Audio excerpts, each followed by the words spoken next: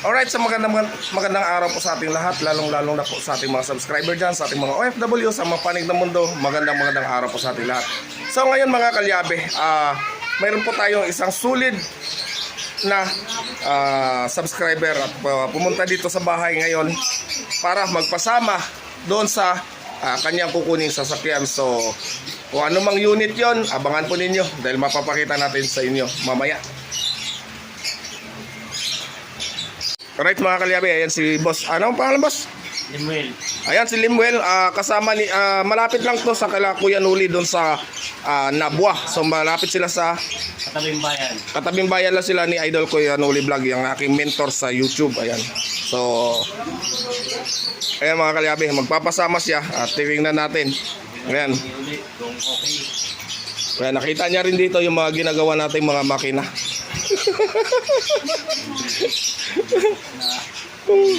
Halimaw.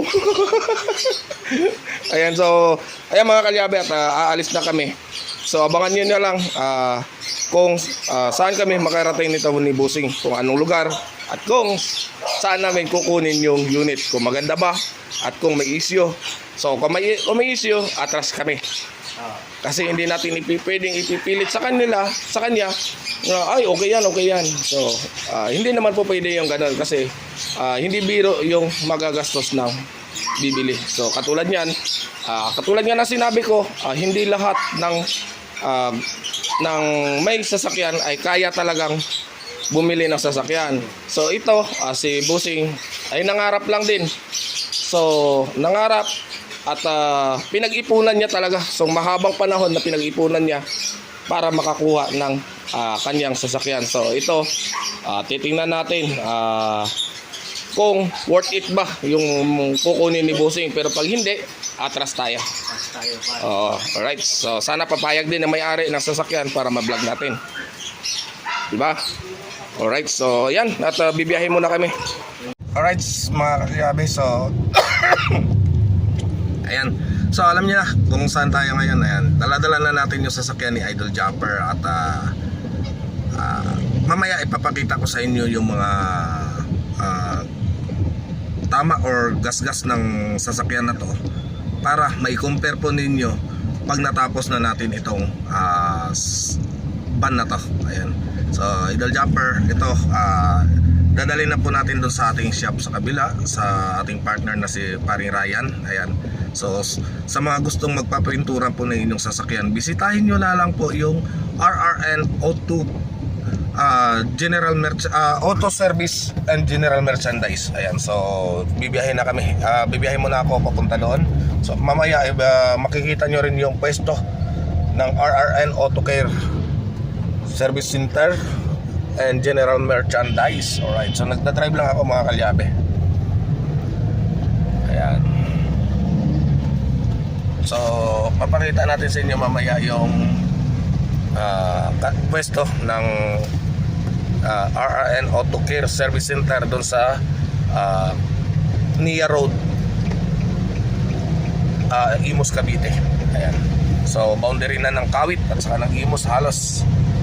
So abangan nyo mamaya mga kalyabe. At may kasama din tayo, siya yung nakisuyuan mo na rin natin kasi sasamahan din natin siya papuntang Cainta, Rizal. At may kukunin siyang unit, may bibilihin siya. So titingnan natin kung okay ba. Pag hindi, ay aatras po kami. So yan ang kagandahan mga kalyabe kapag may kasama kang mekaniko. Kapag hindi maayos yung unit, ay pwede ka namang tumanggi. So kaysa sa ipagpipilitan natin, alam naman po natin na hindi pala po pwede at magagastusan lang yung may-ari. So masaklap naman po yun. Ayan, so kaya nga sila kumuha ng mekaniko na makasama para mag-guide sila at malaman nila kung okay ba yung unit na makukuha nila. So ayan, at abangan po ninyo mamaya yung ating pagdating doon sa RRN Auto Care Service Center. Alright, mga kalyabe, ayan ang kasama natin. Siya yung mag-assist muna sa atin kasi sasabay tayo sa kanya pagbalik para tatakbo kami ng Cainta, Rizal. Ayan. May bypass road diyan sa may City Hall. Sa kanan kakaliwa tayo. Pwede ka naman mauna doon, bata. Tapos antayin mo lang ako doon. Alright mga kalyabe, so nandito na tayo ngayon sa RRN Auto Care Service Center and General Merchandise. Ayan, ito si paring Ryan. Ayan si Ryan Bares, hanapin nyo lang si Ryan Bares sa kanyang Facebook. Ito yung kanyang Facebook mga kalyabe. Sa mga gustong magpagawa ng mga automatic transmission, ayan, ito po yung kanyang Facebook account. Dito lalagay ko lang dito. Pati yung kanyang contact number. Wala, hindi pala pa anong contact number niya. So sa messenger niya lang po siya message. Ayan, Ryan Bares. So ayan, Idol Japper, nandito na ako kay paring Ryan at regards daw, sabi ni Idol. So baka pag matapos baka pupunta siya dito. So ayan mga kalyabe. So dito ipapakita din muna natin sa inyo yung konting na dagdag. Laki mo. Ha? Laki mo. Oh. Hindi na Buti nga hindi nawasag ang salamin. Ayan, so papakita natin sa inyo yung mga tama ng van na to. Ayan, alright. So ayan mga kalyabe, oh. Ayan lang naman ang maliit. Idol. Ayan lang naman ang maliit na nadagdag. Ayan, yan. So lalatero talaga yan. Malaki palang ano to, trabahong latero yan. Ang madadagdag dito. Ayan. So hindi kasi napansin ni Chong Jibot yung puno. May di ba doon sa garahe doon sa Bukana? May puno, hindi napansin. Ang sanga sumayad. Putulin na isang ano. Ayan. So, ayan oh, mga kalyabe. Yan ang nadagdag, tama niya na yan, ayan. O sinom ko lang ang camera ko kasi maulan. Ayan.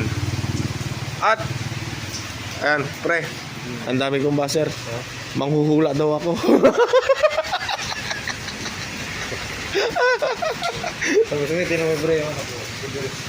Ayan. Ayan, so yung sa 40 Everest po pala natin, ito na. Ayan. So, bapping na lang po ito. Ang bapping na lang kulang nito. Ayan. Ayan mo. So, from crack, naging ganito na siya. Ayan. So, bapping na lang to.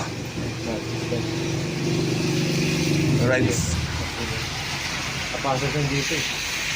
Ayan mga kalyabe. So, ito lang naman yung mga tama niya, no? Ayan. So, ayan. Kung nakikita nyo, medyo malabo lang kasi yung camera natin.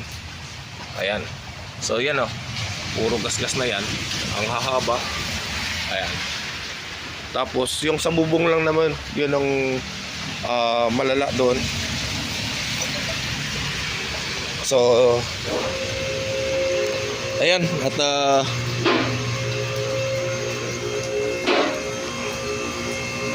abangan nyo na lang po yung touchdown nito. Ayan. Alright. Ayan mga kalyabe. So napakalaki talaga kahit yung latero na mismo yung nagsabi. Napakalaki na ng tama nito sa bubong. Oo. Ayan. So pupukpukin yan. At may bay ano dyan, may uo natin. Ayan mga kalyabe. Oh. Ang laki po niyan. Ayan. So abangan po ninyo dahil Tatawagan na lang, tatanong ko Oo. sa tero. Ayan, so bukas natin malalaman to ang pag-usapan namin nila Idol yung magiging dagdag. Kasi ito mga kalyabe, talagang walang iya. Chong Jibot. Ayan oh. Ayan. At ito mga kalyabe, hindi na rin ako magtatagal kasi pupunta pa kami ng Kainta. Ayan yung kasama natin, yung solid na subscriber natin. Ayan, so Sword talaga to. Sword Fanatics. Ayan, so magpapasama sa atin. Papunta pa tayo ng Kainta, Rizal. Alright mga kalyabe, so nandito na tayo ngayon sa Kainta, Rizal. At ito yung tinitingnan naming unit. So, ayan, 95 Odo. So kasi bihira lang talaga. Mapapansin nyo naman dito na hindi siya masyadong gamit. Yung gulong. Ayan. Yung gulong, So, expiration ng gulong. at yung gulong, hanapin natin yung expiration 2021. So matagal-tagal pa, bago pa halos to. 2021 daw pinalitan. 2021. Ayan, so ito mga kalyabe. Ayan, so goods na goods yung makina. Ayan, so lahat gumagana, walang walang ano to, walang electrical tape na nakalagay. Boss, ayan, goods na goods. Walang electrical tape na nakalagay. Wala. So, clear.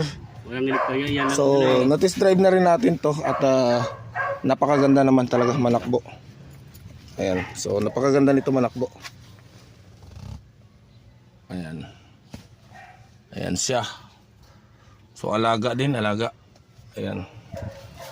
At yung year model nito, ayan, 2007 po dito sa atin. Pero sa ano nito, yung dito naka-acquired sa atin ng 2007, pero ito ay 2004 to na year model. Ayan. So, oo, 2007 nga to. Kasi dito, yung belt niya, Upuan, expired na. ayan ito. Ay ito. Yung kanyang foam. Tanggalin mo na to pag ano. Okay. Ito. Tanggalin mo na. Kasi ano, papalitan mo na lang ng seat cover pag ano. Yan. So napakaganda po ng loob nito. Ganda po no. Oo, ang ganda nito. Lagay ng salamin. Merong lagayan na salamin. So tatanggalin ko lang yung susi kasi baka mag-lock. Mahirap na. Ayan. So yung ano niya, yung kanyang tawag ito, mga gamit. Check natin. Jack, kung meron, ayun, nandito. Kompleto.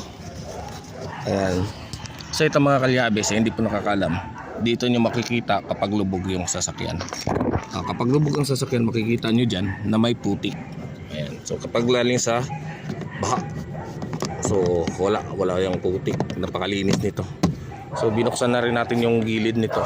At talagang malinis siya, malinis. Alright. Ito mga kalyabe, i-check din natin yung kanyang chassis number at saka engine number. So ayan.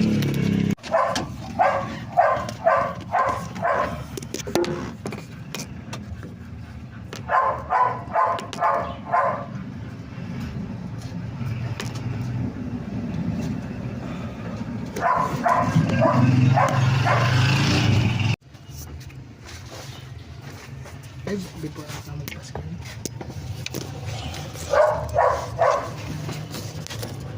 Diyan ko lang din po yung RS na sa side. Hindi makikita.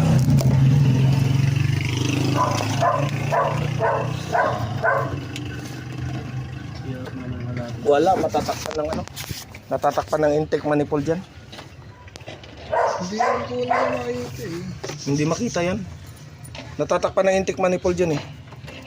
Alright mga kalyabe, so kanina sinakyan pa namin ito papunta. Ngayon kinarga na. Ayan o. So nagustuhan talaga kasi ng kliyente natin to, yung subscriber natin tong Innova. At wala naman talagang issues sa makina. So well maintained siya. At chinik natin yung lahat ay wala siyang problema. So nirotest din, tinest drive din natin. So hindi na natin pinakita kasi dahil nga sa privacy ng unang may-ari. Ayan. So ito, kinarga namin yung motor. Right.